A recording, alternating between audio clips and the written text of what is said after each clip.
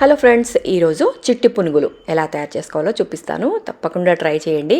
చాలా టేస్టీగా ఉంటాయి. చూసారు కదా, క్రిస్పీగా, లోపల మాత్రం సాఫ్ట్గా ఉంటాయి. తప్పకుండా ట్రై చేయండి. రెగ్యులర్గా మనం చేసుకునే ఇడ్లీ పిండి లేదా దోశ పిండితో కాకుండా ఈరోజు డిఫరెంట్గా చేసి చూపించాను. తప్పకుండా ట్రై చేయండి. ఇంకా వీటికి ఏమేమి కావాలో చూసేద్దాం. ఫస్ట్ మనము ఒక 1 అవర్ ముందు నానబెట్టుకున్న బియ్యం. ఇది మీరు ఏ రైస్ అయినా తీసుకోండి. కాకపోతే కొంచెం ఇడ్లీ బియ్యం అయితే చాలా టేస్టీగా ఉంటాయి, క్రిస్పీగా వస్తాయి. కాబట్టి నేను ఈరోజు ఇడ్లీ బియ్యంతో చేస్తున్నాను. మీరు ఏ రైస్తో అయినా చేసినా బాగుంటాయండి. సో దానికి ఒక 3 బంగాళదుంపలు ఇలా ఉడికించి పొట్టు తీసుకోండి. ఒక గ్లాసుకి మినిమం ఒక 3 బంగాళదుంపలు అయితే సరిపోతుంది. కరెక్ట్ క్వాంటిటీ అంటూ ఏం అవసరం లేదండి.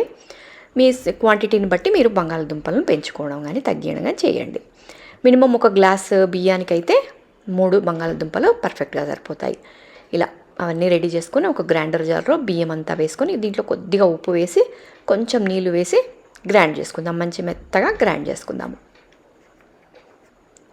ఉప్పు వేసుకుంటే మనకి ఇంకా ఉప్పు ఎక్స్ట్రా కలప అవసరం లేకుండా మంచిగా గ్రైండర్లోనే వేస్తే మంచిగా కలిసిపోతుంది. కాబట్టి ఉప్పు కూడా వేసి గ్రైండ్ చేసిన. సో చూసారు కదా, ఇట్లా మంచి మెత్తగా గ్రైండ్ చేసుకొని నెక్స్ట్ ఇందులోనే మనం ఉడికించి పెట్టుకున్న బంగాళదుంపలు కూడా వేసి గ్రైండ్ చేసుకోండి. ఇది కూడా గ్రైండ్ అయిన తర్వాత ఈ రెండు మంచిగా మిక్స్ చేసుకుందాము. ఇందులోనే వేసుకొని దీంట్లోనే సన్నగా కట్ చేసుకున్న కొత్తిమీర, పచ్చిమిర్చి కూడా సన్నగా కట్ చేసుకోండి. పిల్లలకు ఇష్టం లేదనుకుంటే పచ్చిమిర్చి స్కిప్ చేయండి, జస్ట్ కొత్తిమీర యాడ్ చేసుకోండి. సో ఈ రెండు వేసి మంచిగా కలిపేసుకొని ఈలోపు మీరు ఆయిల్ వేడెక్కడానికి స్టవ్ మీద పెట్టేసుకొని రెడీ పెట్టుకోండి. చూసారు కదా, ఇలా మంచిగా కలిపేసుకొని ఇంకా చిన్న చిన్న సైజులో వేసేసుకోవడమే. కొంచెం గట్టిగా ఉంటే మనకి ఇలా రౌండ్గా పర్ఫెక్ట్గా వస్తాయి. పిండి కొంచెం లూజ్ అయిపోతే మనకి ఇలా రౌండ్ షేప్లో రావు. కొద్దిగా నూనె కూడా ఎక్కువగా పీలుస్తాయి. కాబట్టి గ్రైండ్ చేసుకునేటప్పుడు కొంచెం జాగ్రత్త పెట్టండి. కొంచెం నీళ్ళగా చేసుకోకుండా కొంచెం గట్టిగా చేసుకోండి.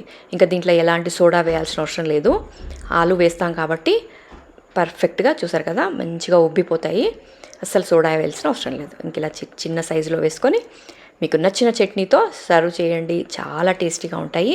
పిల్లలకి ఇవి చాలా ఇష్టపడతారు. ఎందుకంటే మనం పొటాటో వేస్ట్ చేస్తాం కదా, కొంచెం మనకి స్మైలీస్ మనకి బయట మార్కెట్లో దొరుకుతాయి కదా స్మైలీస్, ఆ టేస్ట్లో ఉంటాయి. కాబట్టి పిల్లలు చాలా ఇష్టపడతారు. మరి ఇంకెందుకు ఆలస్యం, ట్రై చేసి రెసిపీ ఎలా ఉంది అనేది కమెంట్లో షేర్ చేసుకోండి. అలాగే మీకు ఈ వీడియో నచ్చితే ఒక చిన్న లైక్ మాత్రం తప్పకుండా ఇవ్వండి. అలాగే ఛానల్ సబ్స్క్రైబ్ చేసుకోకుండా చూస్తుంటే తప్పకుండా సబ్స్క్రైబ్ చేసుకొని రెగ్యులర్గా నేను పెట్టే వీడియోస్ తప్పకుండా చూసి ట్రై చేసి ఎలా ఉంది అనేది కూడా కమెంట్లో నాకు షేర్ చేసుకోండి.